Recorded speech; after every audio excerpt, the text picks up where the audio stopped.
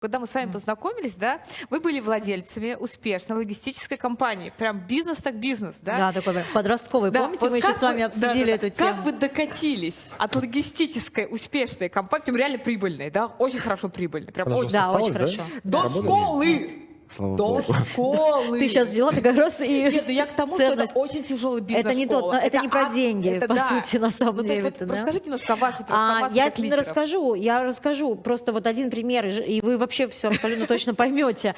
Вася скажет о том, что есть знаки. Я скажу, я никогда не забуду это утро, когда в 7 утра я слышу, что Вася разговаривает в соседней комнате по телефону в субботу.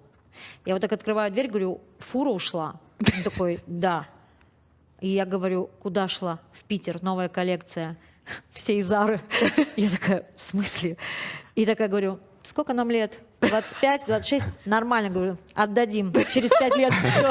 Мы отдали гораздо больше, гораздо быстрее мы отдали. Мы за год прям как бы оплатили. Слава богу, это настолько хорошие были партнеры, что они там не упущенные выгоды, а вот чисто вот, представляете, что такое новая коллекция, осенняя, Зары, Бершики и так Можно я далее. продолжу? Это как раз про вот эту вот энергию. То есть, короче, к тому, что мы настолько сильно перенервничали, что ты не знаешь, в 4 утра тебе позвонят, да? Здесь, казалось бы, ответственности больше за детей, мы несем вообще все, что только можно, да? Это дети, это страшнее и сложнее. Но вот ты спишь, они спят ночью, ты спишь ночью, ты просто, знаете, ты ночью просто спишь, вот это самое ключевое, ты просто ночью спишь. Но на самом деле, да. Мужчина же это же про смысл, и я всегда пытался взять энергию, сам у себя понимать, а что я хочу, какую компанию представить. Ведь это же важно тоже понимать, куда мы идем. И все говорили, что если нет плана, значит, тебя там будет штормить. А я искал это направление, думаю, вот, ну, оно же должно вот как-то прийти, и должно было прийти. Но не приходило. И в какой-то момент Лера говорит, давай откроем детский центр. Мы прошли по району, Стася подрастала, Стася, мы 3 до года Стаси было, да. искали, конечно. Проехали, посмотрели, что-то, ну, нигде нам не понравилось. Мы же уже с завышенными ожиданиями, мы же хотим вот так, чего-то другого. Даже не от дочери, а И когда вообще Лера в говорит, целом. давай откроем, я такой, детский центр. Вот мне то же самое, как у вас такой же был вопрос. Лера, машины, грузчики, ладно, понятно, и то с ними сложно. Тут дети. И следующая мысль, она прям как будто бы так наполнила. Я такой задумался, говорю, слушай, так мы же можем что-то такое сделать, и это же можно передать как опыт, наследие. Я говорю, форум сделаем. Лера мне тогда говорит, успокойся, просто откроем детский центр. Ну, Воспитание, говорит, со смыслом. Я такая, звоним Бехтереву, спрашиваем разрешение, а можно ли?